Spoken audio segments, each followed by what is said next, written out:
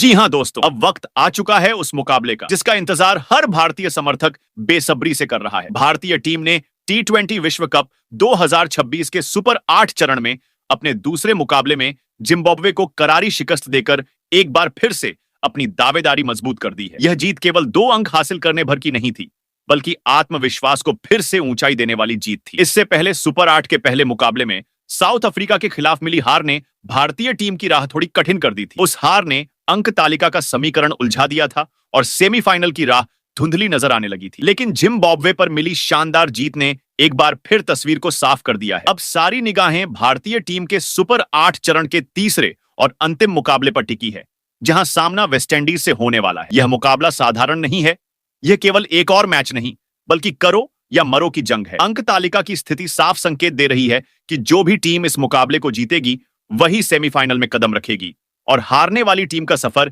यहीं समाप्त हो जाएगा। ऐसे में दबाव दोनों पक्षों पर बराबर है। भारतीय टीम के लिए यह मुकाबला सम्मान, उम्मीद और निरंतरता की परीक्षा है, जबकि वेस्टइंडीज के लिए यह अस्तित्व की लड़ाई है। दोनों टीमें जानती हैं कि गलती की कोई गुंजाइश नहीं है। एक छोटी सी चूक पूरे अभियान को खत्म कर सकती है। जिम्बाब्वे के खिलाफ जीत के बाद भारतीय खेमे में जोश तो है, लेकिन साथ ही गंभीरता भी साफ झलक रही है। टीम प्रबंधन और कप्तान सूर्य कुमार यादव भली भांति समझते हैं कि वेस्टइंडीज जैसी आक्रामक और ताकतवर टीम के सामने केवल औसत प्रदर्शन से काम नहीं चलेगा। सुपर 8 के पहले मुकाबले में साउथ अफ्रीका के खिलाफ मिली हार ने कई सवाल खड़े किए थे। बल्लेबाजी क्रम में अस्थिरता दिखी थी, गेंदबाजी में लय की कमी नजर आई थी और दबाव के क्षणों में टीम थोड़ी बिखरती हुई दिखाई दी थी। इन कमियों को ध्यान में रखते हुए कप्तान सूर्य कुमार यादव ने बड़े और साहसिक फैसले लेने का मन बना लिया और फिर आया वह क्षण जिसने पूरे क्रिकेट जगत का ध्यान अपनी ओर खींच लिया। कप्तान सूर्य कुमार यादव ने वेस्टइंडीज के खिलाफ होने वाले इस निर्णायक मुकाबले के लिए अपनी नई प्लेइंग 11 की घोषणा कर दी। लेकिन यह घोषणा सामान्य नहीं थी। इसमें ऐसे बदलाव किए गए हैं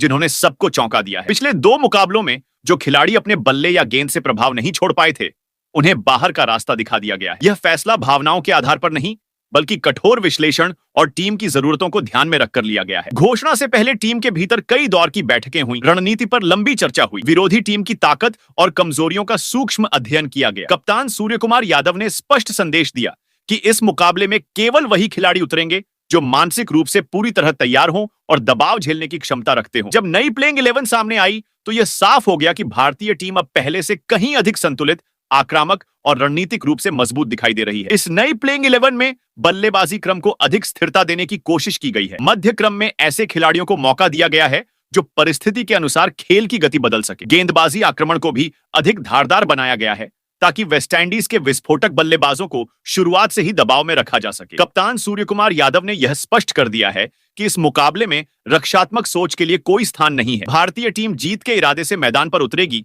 और हर विभाग में आक्रामक दृष्टिकोण अपनाएगी। वेस्टइंडीज की टीम भी कम खतरनाक नहीं है। उनकी बल्लेबाजी में ताकत है और अगर उन्हें खुलकर खेलने का मौका मिल जाए तो वे किसी भी लक्ष्य को हासिल कर सकते हैं। यही कारण है कि भारतीय टीम ने अपनी रणनीति में विविधता पर जोर दिया। नई प्लेइंग 11 को देखकर यह साफ प्रतीत होता है कि कप्तान ने अनुभव और ऊर्जा के बीच संतुलन बनाने की कोशिश की है। टीम का ढांचा अब ऐसा है जो शुरुआत से लेकर अंतिम क्षण तक मुकाबले पर पकड़ बनाए रख सके। इस मुकाबले का महत्व केवल अंक तालिका तक सीमित नहीं है। यह मुकाबला मानसिक दृढ़ता की परीक्षा है। यह वह क्षण है जहां खिलाड़ियों का साहस, धैर्य और आत्मविश्वास कसौटी पर परखा जाएगा। यदि भारतीय टीम जीत दर्ज करती है तो सेमीफाइनल का टिकट पक्का हो जाएगा और पूरे अभियान को नई दिशा मिलेगी। लेकिन यदि हार का सामना करना पड़ा तो सारी मेहनत, सारी उम्मीदें और पूरा अभियान यहीं समाप्त हो जाएगा। यही कारण है कि इस मुकाबले को लेकर गंभीरता चरम पर है। कप्तान सूर्य कुमार यादव ने टीम को संबोधित करते हुए साफ शब्दों में कहा है कि यह समय पीछे मुड़कर देखने का नहीं, बल्कि आगे बढ़कर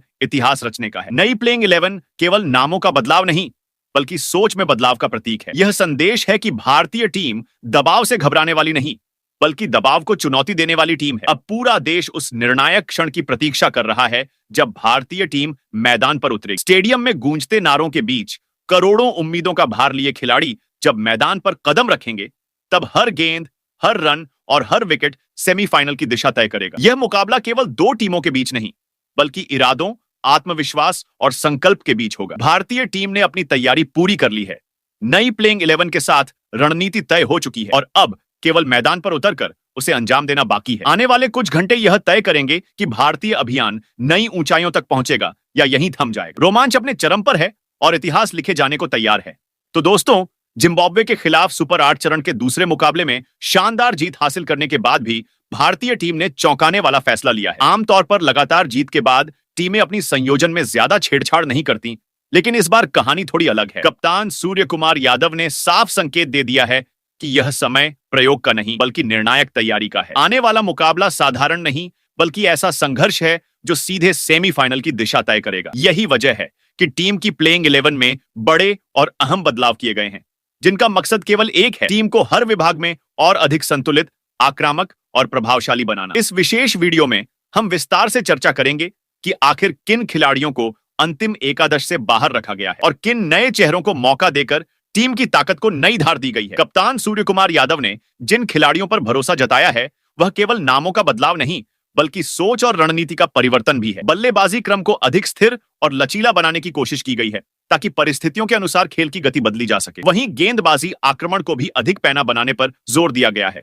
जिससे विरोधी टीम को शुरुआत से ही दबाव में रखा जा सके। हम यह भी समझेंगे कि यह नया प्लेइंग 11 किस तरह से पूरे मुकाबले की दिशा प्रभावित कर सकता है। चाहे पारी की शुरुआत हो, मध्य के ओवरों का नियंत्रण हो या फिर अंतिम क्षणों का दबाव, हर चरण के लिए अलग रणनीति तैयार की गई है। टीम प्रबंधन ने विरोधी पक्ष की मजबूती और कमजोरी दोनों का गहराई से अध्ययन किया है ताकि मैदान पर उतरते ही भारतीय टीम पूरी तैयारी के साथ नजर आए। इसके साथ ही हम आपको यह महत्वपूर्ण जानकारी भी देंगे कि सुपर 8 चरण का यह तीसरा और निर्णायक मुकाबला कब खेला जाएगा, किस मैदान पर होगा और भारतीय समयानुसार कितने बजे से इसकी शुरुआत होगी। इतना ही नहीं, आप इस रोमांचक मुकाबले का सीधा प्रसारण भारत में किस माध्यम से देख सकते हैं, यह भी हम विस्तार से बताएंगे ताकि आप कोई भी अहम क्षण मिस न करें। और दोस्तों, चर्चा को और दिलचस्प बनाने के लिए हम आपसे एक सवाल भी पूछना चाहेंगे। आपके अनुसार T20 फॉर्मेट में हार्दिक पांड्या और शिवम दुबे में से बेहतर हरफनमौला खिलाड़ी कौन है? अपनी राय हमें नीचे टिप्पणी में जरूर लिखें, क्योंकि आपकी सोच इस बहस को और रोचक बनाएगी। अगर आपको ऐसी गहराई से की गई मैच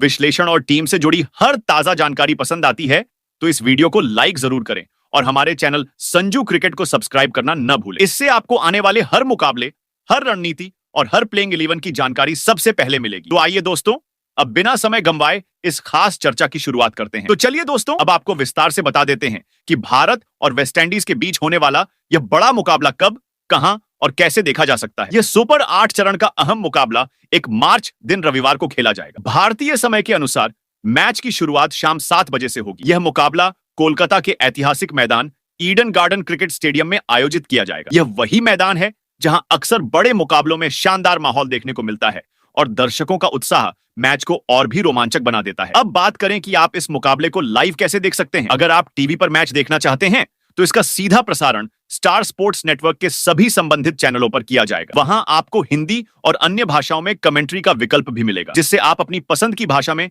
मुकाबले का आनंद ले सकेंगे। वहीं अगर आप मोबाइल या टैबलेट पर मैच देखना चाहते हैं तो इसकी लाइव स्ट्रीमिंग जियो हॉटस्टार ऐप पर उपलब्ध रहेगी। बस आपको अपने मोबाइल में यह ऐप खोलना है और वहां से आप पूरे मुकाबले का सीधा प्रसारण देख सकते हैं। तो दोस्तों, 1 मार्च की शाम 7 बजे तैयार रहिए, क्योंकि यह मुकाबला बेहद महत्वपूर्ण होने वाला है और दोनों टीमें जीत के इरादे से मैदान में उतरेंगी। तो दोस्तों, अब बात कर लेते हैं भारत और वेस्टइंडीज के बीच खेले जाने वाले इस बड़े मुकाबले की पिच रिपोर्ट की। यह मुकाबला कोलकाता के ऐतिहासिक मैदान ईडन गार्डन क्रिकेट स्टेडियम में खेला जाएगा और यहाँ की पिच आमतौर पर बल्लेबाजों के लिए काफी मददगार मानी जाती है। इस मैदान की सतह शुरुआत में थोड़ी सख्त रहती है, जिससे गेंद अच्छे से बल्ले पर आती है और शॉट खेलना आसान हो जाता है। खासकर पावर प्ले के ओवरों में बल्लेबाज खुलकर रन बना सकते हैं। यहाँ की आउटफील्ड भी तेज है, इसलिए टाइमिंग सही होने पर गेंद सीधे बाउंड्री तक पहुंचती है। यही कारण है कि इस मैदान पर अक्सर हाई स्कोरिंग मुकाबले देखने को मिलते हैं। अगर T20 आंकड़ों की बात करें तो यहां अब तक कई अंतरराष्ट्रीय मुकाबले खेले जा चुके हैं और औसत पहली पारी का स्कोर लगभग 165 से 175 रन के बीच रहा है। हालांकि जब पिच पूरी तरह से सपाट रहती है तो 190 से 200 रन तक का स्कोर भी सुरक्षित नहीं माना जाता। दूसरी पारी में ओस की भूमिका अहम हो सकती है, जिससे गेंदबाजों को पकड़ बनाने में दिक्कत होती है और लक्ष्य का पीछा करना आसान हो जाता है। कुल मिलाकर यह पिच बल्लेबाजों के लिए स्वर्ग जैसी साबित हो सकती है। ऐसे में टॉस जीतने वाली टीम पहले गेंदबाजी चुन सकती है ताकि बाद में बेहतर परिस्थितियों में लक्ष्य का पीछा किया जा सके। दर्शकों को एक बार फिर रन बरसने वाला मुकाबला देखने को मिल सकता है। दोस्तों, अगर भारत और वेस्टइंडीज के बीच T20 मुकाबलों के इतिहास पर गहराई से नजर डालें तो यह सिर्फ आंकड़ों की जंग नहीं बल्कि रोमांच, बदले और प्रतिष्ठा की कहानी रही है।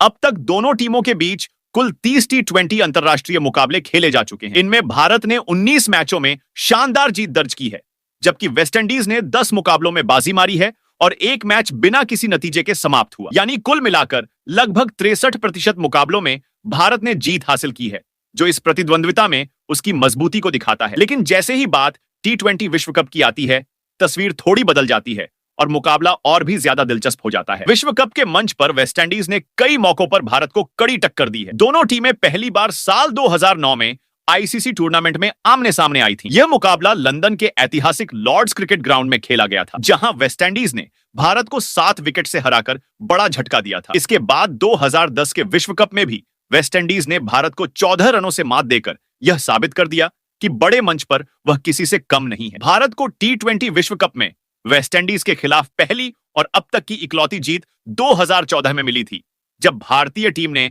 7 विकेट से दमदार प्रदर्शन करते हुए जीत दर्ज की। लेकिन 2016 का सेमीफाइनल आज भी भारतीय प्रशंसकों के दिलों में एक टीस की तरह बसता है। मुंबई के मैदान पर खेले गए उस मुकाबले में वेस्टइंडीज ने 7 विकेट से जीत हासिल कर भारत का सपना तोड़ दिया था और टूर्नामेंट से बाहर का रास्ता दिखा दिया था। अब 1 मार्च 2026 को कोलकाता के ऐतिहासिक ईडन गार्डन क्रिकेट स्टेडियम में भारत के पास सुनहरा मौका है कि वह पुराने जख्मों का हिसाब बराबर करे। आंकड़े भले भारत के पक्ष में हो, लेकिन विश्व कप के मंच पर वेस्टइंडीज की चुनौती हमेशा खतरनाक साबित हुई है। ऐसे में यह मुकाबला सिर्फ एक साधारण मैच नहीं, बल्कि इतिहास को पलटने और गौरव वापस पाने की जंग बनने वाला है। तो चलिए दोस्तों, अब बिना समय गंवाए आपको साफ साफ बता देते हैं कि इस निर्णायक मुकाबले में कप्तान सूर्य कुमार यादव ने वेस्टइंडीज के खिलाफ किन 11 खिलाड़ियों पर भरोसा जताया है और किन नामों के साथ भारतीय टीम मैदान में उतरने जा रही है। तो दोस्तों, भारतीय टीम की प्लेइंग 11 में सबसे पहले नंबर 1 पर कप्तान सूर्य कुमार यादव ने जिस खिलाड़ी का नाम पुकारा है, वो हैं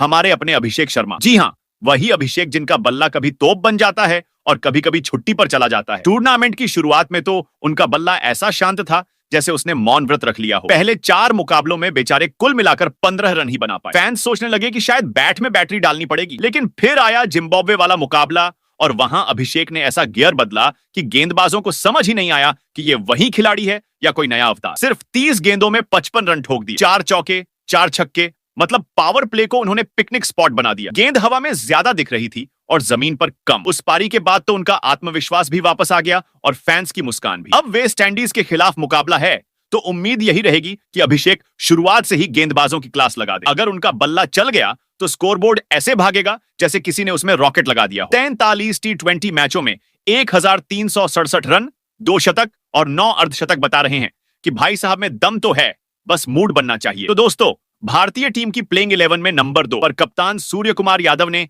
जिस खिलाड़ी को ओपनिंग की दूसरी चाबी सौंपी है, वो है विकेटकीपर बल्लेबाज संजू सैमसन। अब अगर अभिषेक शर्मा पटाखा हैं तो संजू सैमसन रॉकेट हैं। कब उड़ जाएं कोई भरोसा नहीं। इस T20 वर्ल्ड कप में बेचारे संजू को ज्यादा मौके नहीं मिले, लेकिन जितनी बार मैदान पर उतरे हैं उतनी बार गेंदबाजों को यह जरूर याद दिलाया है कि भाई मैं भी यही हूं। नामीबिया के खिलाफ तो उन्होंने आते ही गियर डाल दिया, सिर्फ 8 गेंदों में 22 रन। मतलब गेंदबाज समझ ही नहीं पाए कि वार्म अप चल रहा है या असली मैच। फिर जिम्बाब्वे के खिलाफ 15 गेंदों में 24 रन ठोक दिए, 1 चौका 2 छक्के और पावर प्ले में ऐसी रफ्तार दी कि स्कोरबोर्ड भी हांफने लगा। संजू का खेल सीधा है, गेंद दिखी तो मारो, फील्डर दिखा तो उसके ऊपर से मारो। उनकी यही निडर बल्लेबाजी टीम को शुरुआत में जबरदस्त लय देती है। अब आंकड़ों की बात करें तो 59 T20 मुकाबलों में 1124 रन, 3 शतक और 3 अर्धशतक उनके नाम है। यानी भाई साहब के पास टैलेंट भी है और टाइमिंग भी। बस जरूरत है कि उस दिन उनका मूड ऑन हो जाए। अगर ऐसा हुआ तो विरोधी गेंदबाजों की शाम की चाय ठंडी होनी तय है। वहीं दोस्तों, भारतीय टीम की प्लेइंग 11 में नंबर 3 पर कप्तान सूर्य कुमार यादव ने जिस खिलाड़ी को नई जिम्मेदारी के साथ मैदान में उतारा है, वो हैं ईशान किशन। अब पहले जनाब ओपनिंग करते थे, लेकिन टीम में थोड़ा सा फेरबदल हुआ और इन्हें भेज दिया गया नंबर 3 पर। यानी सीट वही स्टेडियम की, बस गेट बदल गया। इस वर्ल्ड कप में शुरुआत में ईशान बल्ला लेकर सीधे नई गेंद पर टूट पड़ते थे, लेकिन अब मिडिल ऑर्डर में आकर उन्हें थोड़ा समझदारी वाला मोड ऑन करना पड़ रहा है। और भाई साहब ने दिखा भी दिया कि वो सिर्फ धुआंधार शुरुआत ही नहीं, बल्कि पारी संभालना भी जानते हैं। जिम्बाब्वे के खिलाफ नंबर 3 पर उतरकर 38 रनों की शानदार पारी खेली। जरूरत पड़ी तो सिंगल डबल लिया, मौका मिला तो बाउंड्री भी लगा। मतलब ऑल इन वन पैकेज। पूरे टूर्नामेंट की बात करें तो अब तक 214 रन उनके बल्ले से निकल चुके हैं, जो बताता है कि फॉर्म उनकी जेब में ही घूम रहा है। और अगर T20 करियर का हिसाब देखें तो 42 मुकाबलों में 1225 रन, 1 शतक और 9 अर्धशतक। यानी रिकॉर्ड भी कह रहा है कि यह खिलाड़ी जब सेट हो जाता है तो गेंदबाजों की छुट्टी तय है। अब नंबर 3 पर ईशान किशन का मतलब है, अगर ऊपर वाले जल्दी आउट हो गए तो ये संभाल लेंगे, और अगर ऊपर से रन बरस रहे हो तो ये भी बारिश में भीगने से पीछे नहीं हटेंगे। वहीं दोस्तों, भारतीय टीम की प्लेइंग 11 में नंबर 4 पर कप्तान सूर्य कुमार यादव ने जिस बल्लेबाज पर भरोसा जताया है वो है तिलक वर्मा। अब इनकी कहानी भी बड़ी दिलचस्प है। शुरुआत के मैचों में रन तो बन रहे थे, लेकिन स्पीड ऐसी थी जैसे स्कूटर तीसरे गियर में अटका हो। स्कोरबोर्ड चल रहा था, मगर फैंस कह रहे थे भाई थोड़ा एक्सीलरेटर भी दबाओ। पहले 5 मुकाबलों में तिलक ने टीम को संभाल कर बल्लेबाजी, हर मैच में योगदान दिया, लेकिन स्ट्राइक रेट थोड़ा शांत मोड में था। मिडिल ऑर्डर पर कभी कभी दबाव भी दिखा। फिर आया जिम्बाब्वे वाला मुकाबला, और वहां तिलक वर्मा ने अचानक से टर्बो मोड ऑन कर दिया। सिर्फ 16 गेंदों में 44 रन, वो भी 275 की रफ्तार, 3 चौके 4 छक्के। गेंदबाज सोचते रह गए कि अभी तो ये आराम से खेल रहे थे, अचानक ये क्या हो गया। उस पारी ने मैच का पूरा माहौल बदल दिया। जहां लोग चाय लेकर आराम से बैठ गए थे, वहां अचानक टीवी के सामने खड़े होकर तालियां बजाने लगे। यही है तिलक का असली अंदाज, धीरे धीरे सेट होना और फिर अचानक आतिशबाजी कर देना। अगर T20 करियर की बात करें तो 46 मुकाबलों में 1334 रन, 6 अर्धशतक और 2 शतक उनके नाम है। यानी रिकॉर्ड भी कह रहा है कि ये खिलाड़ी सिर्फ टाइम पास करने नहीं बल्कि मैच पलटने के लिए मैदान में उतरता। अब वेस्टइंडीज के खिलाफ भी उम्मीद यही रहेगी कि नंबर 4 पर आते ही तिलक फिर से अपना धमाकेदार शो शुरू कर दे। वहीं दोस्तों, भारतीय टीम की प्लेइंग 11 में नंबर 5 पर खुद कप्तान सूर्य कुमार यादव ही हैं। अब भाई कप्तान है तो जिम्मेदारी भी डबल और एंटरटेनमेंट भी डबल। इस पूरे वर्ल्ड कप में जब जब टीम फंसी है तब तब सूर्य कुमार यादव ने ऐसे एंट्री मारी है जैसे किसी फिल्म का हीरो क्लाइमैक्स में आता है। कभी पारी को संभालना हो, कभी रन गति बढ़ानी हो, कभी गेंदबाजों की धुलाई करनी हो, हर रोल में फिट। 6 मुकाबलों में 213 रन बना चुके हैं, यानी बल्ला भी गर्म और आत्मविश्वास भी फुल चार्ज। अब जिम्बाब्वे वाले मैच को ही ले लीजिए, सिर्फ 13 गेंदों में 35 रन, 3 चौके 2 छक्के।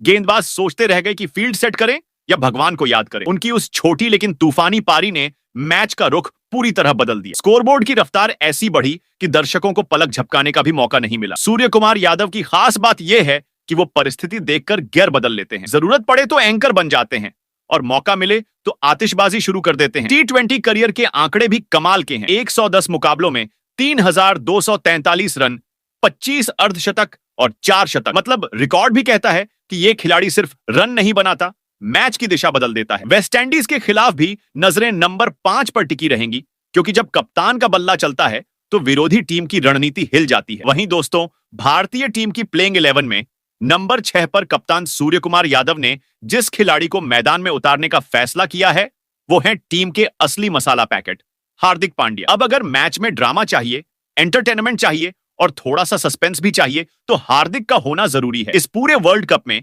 इन्होंने ऑलराउंडर का असली मतलब समझाया है। बल्ले से 155 रन ठोक दिए और गेंद से 5 विकेट भी निकाल लिए, यानी काम एक नहीं डबल शिफ्ट में कर रहे हैं। जिम्बाब्वे के खिलाफ तो इन्होंने अलग ही मूड दिखाया। सिर्फ 23 गेंदों में नाबाद 50 रन, 2 चौके 4 लंबे छक्के। गेंद हवा में ज्यादा और मैदान में कम दिखी। विपक्षी गेंदबाजों के चेहरे ऐसे थे जैसे किसी ने उनका पसंदीदा गाना बीच में बंद कर दिया हो। हार्दिक की खासियत यही है कि वो मैच को किसी भी वक्त पलट सकते हैं। अगर टीम फंसी हो तो बैट से आग लगा देते हैं, और अगर सामने वाली टीम सेट हो रही हो तो गेंद लेकर ब्रेक लगा देते हैं। करियर की बात करें तो 135 T20 मुकाबलों में 2226 रन और 9 अर्धशतक उनके नाम है। ऊपर से 110 विकेट भी झटक चुके हैं। मतलब बल्ला भी बोलेगा और गेंद भी डंके की चोट पर काम करेगी। वेस्टइंडीज के खिलाफ भी फैंस को उम्मीद है कि नंबर 6 पर आते ही हार्दिक फिर से मैच को एंटरटेनमेंट पैकेज बना देंगे। वहीं दोस्तों, भारतीय टीम की प्लेइंग 11 में नंबर 7 पर कप्तान सूर्य कुमार यादव ने जिस दूसरे ऑलराउंडर पर भरोसा जताया है वो हैं मैदान के शांत चेहरे लेकिन अंदर से पूरे तूफान शिवम दुबे। अब ये वो खिलाड़ी हैं